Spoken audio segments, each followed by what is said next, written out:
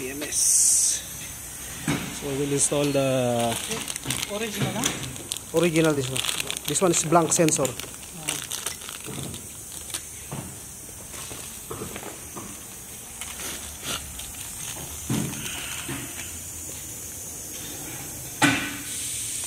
Hangin naman na yung pit.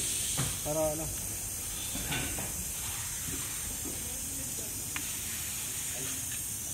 Oo. TPMS installation. So pakita mo kay Pits kung paano gamitin yung kan.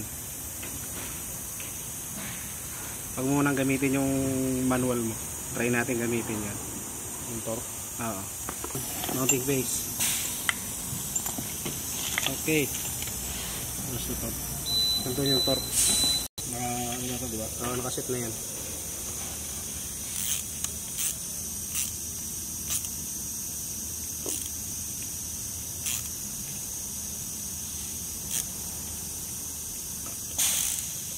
Ayun, tumunog na, di ba?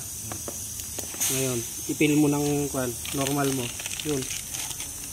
Kung nakuha mo siya, matutork mo siya ng kamay. Kamay. Ha? Nagpit? Huwag mo natanggal, huwag mo lagay ito. Yan.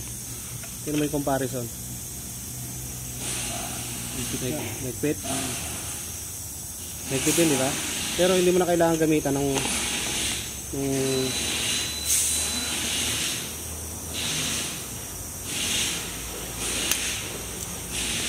malagotok, di ba? Torque wrench and TPMS yun. Dapat kinontra mo na kanina. Yes na? Oh, Pits, tingnan mo to. Pag hiwa-hiwalayin mo.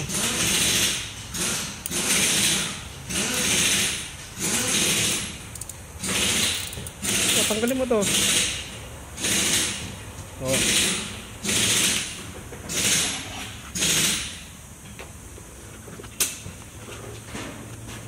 Tanggalin mo yun. Connection. Ito, dito. Yan, lagay mo na lang dyan. Ilalim.